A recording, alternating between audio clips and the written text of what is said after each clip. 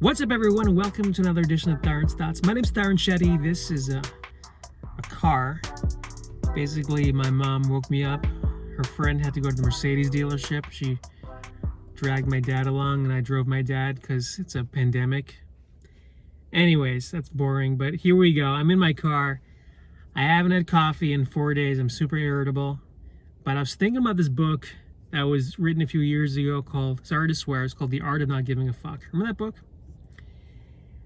It's decent. I mean, it was a huge bestseller, but a lot of these books cover spirituality in different forms, because a lot of spirituality is not believing your own thoughts, and there's a freedom in that. There's such a freedom in.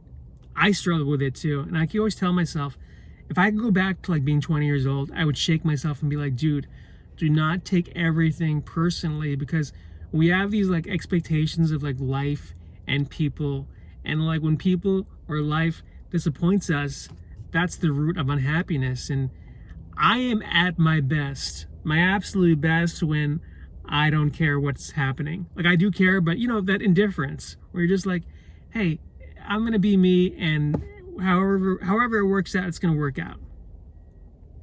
I would go on to say that even art is like that. Like when you start placating to the masses, and so you start getting success. You see it all the time. People start getting successful, and then they just were like, well, I got to be this certain type of person. And then people are like, you're not the guy we liked anymore. Like, what happened to you? I worry about that all the time. In fact, I think that's why I started doing Bobby Conn years ago, because he's got this dissociation with society and life. He's kind of free on stage, and people identify with that. And I think it'll make you happier. I mean, these are just my opinions. It's made me happier if I can, like whenever I write any comedy, I think, what do I want to do? That's number one. What do I want to do? Like, how can I not think about what's selling on the market? I tried that for like years. I was like, oh, what's horror's hot? I'd write like a horror script. Action's hot. I'd write like an action script.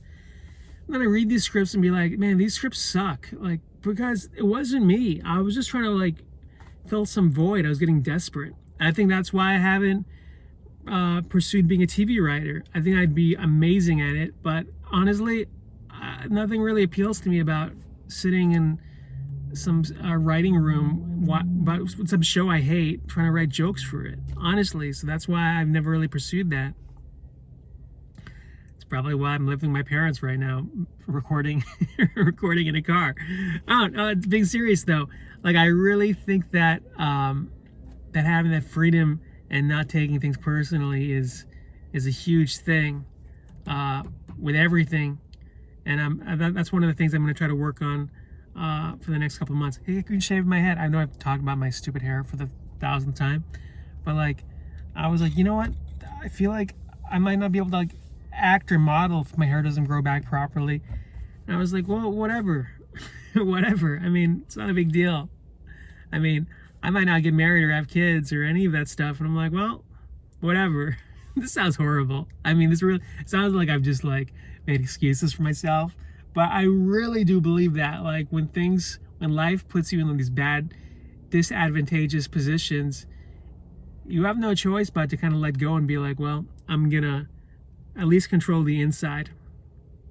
Because playing these roles in society every day, man, it's wearing. And when you start to believe your role, you start to believe like you're actually important, that you actually mean something. Life's fleeting. We're here like this. We're gone. So you might as well enjoy it. Enjoy some of it.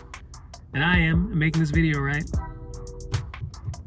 Have a great week, everyone. Take care.